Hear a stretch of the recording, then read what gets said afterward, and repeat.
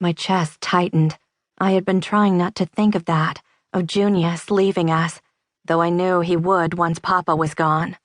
My father's protege was a restless man, always looking for something better, his gaze settled ahead, as if the world around him didn't exist.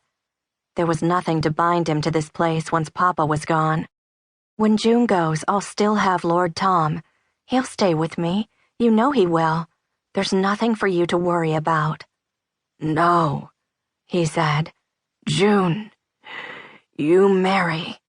Marry Junius? He coughed. It went deep. He hacked and shuddered, and I put my arm around his shoulders to keep him from choking on his own blood, grabbing a nearby handkerchief, trying not to see the clots, the darkness of the blood, the proof that his lungs were no longer whole enough to keep him here.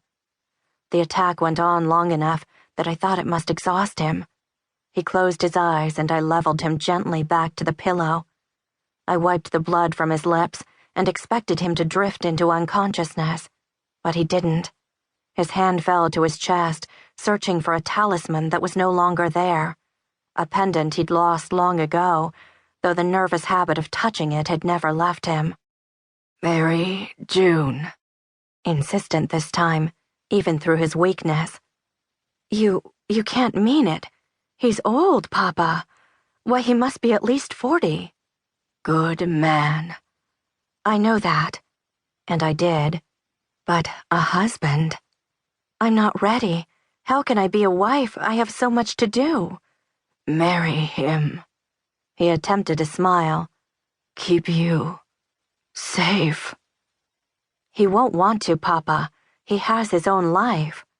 He says yes. I stared at my father with surprise, and yes, a little resentment. You asked him? Papa nodded. Promise me. He was dying. What right had I to question him? He'd never hesitated to do what was best for me. He'd been the only parent I'd ever known, becoming both mother and father from the moment my mother died birthing me. He had sacrificed everything for me. He had taught me everything I knew. And what else had I? When Papa was gone, I would be alone. Alone. I'd been fighting the thought for days. Now it rose to overwhelm me. What would I do without him?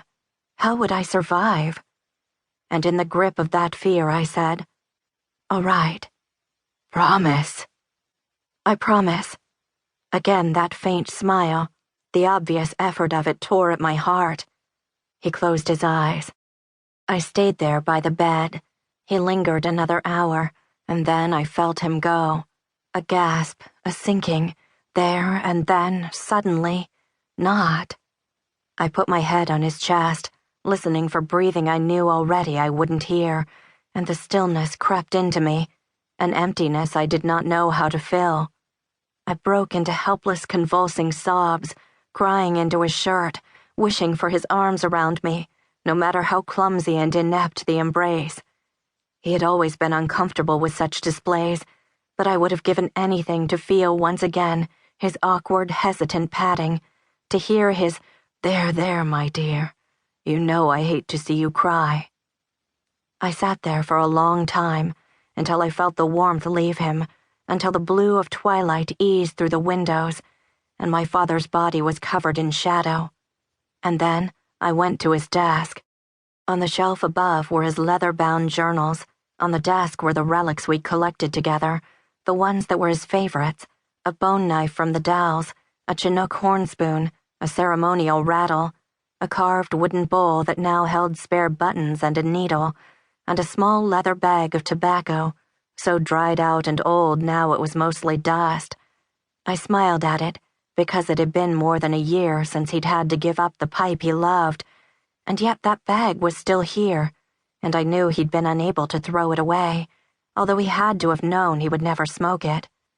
The contradiction of him, so sentimental, even as ruled as he was by logic and reason. Oh, I would miss him so. I blinked, wiping tears away with the back of my hand, and glanced out the window at the deepening blue-gray sky, the fog rising now from the bay, ghostly and beautiful, the two men walking through it, crossing